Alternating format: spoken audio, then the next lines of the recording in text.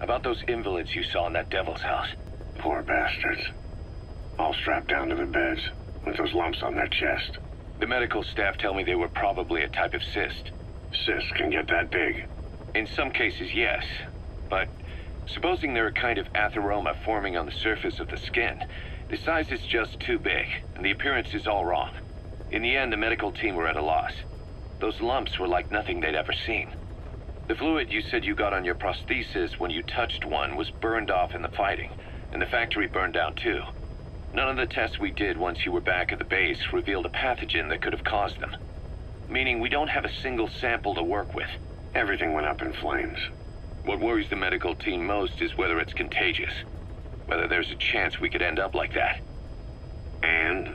Mother Base's sanitation control has always been strict. After all, war is great at transporting diseases. For the time being, at least, there's no sign of contagion or any symptoms that could be related. One more thing. About the surgery that had been performed on the people in the Devil's House. Yeah?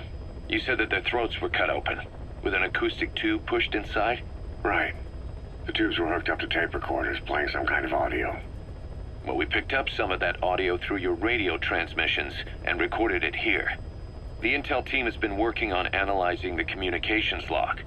What have they found? There's nothing tying the contents together. We've got a report on 3 deaths in a car accident on the autoroute near Marseille. Protests outside the Libyan embassy in London. A press conference with the former Prime Minister of Sweden. A 4-month-old weather forecast for Balikpapan. And then commercials for appliances, cough syrup, and TV dinners.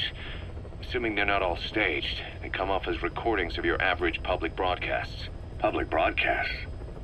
Just radio and TV signals? Yes, and from all over the world. We're looking into whether they're genuine or not, just to be sure. What else? A speech that sounds like it was recorded out on the street, and people chatting about how this year's tomato crop did. And there's nothing they have in common? We're partway through the cryptanalysis. That includes checking all audio ranges and running it backward and at different speeds.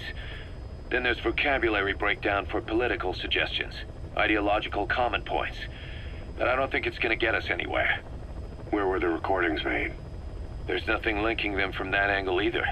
Just like you reported, we've detected virtually every major language there is. French, German, Italian, Spanish, including South American accents. Then there's Russian, Hindi, Arabic, Portuguese, Mandarin, Cantonese, Japanese. They're nothing if not thorough. Well, I don't know if we've got them all covered.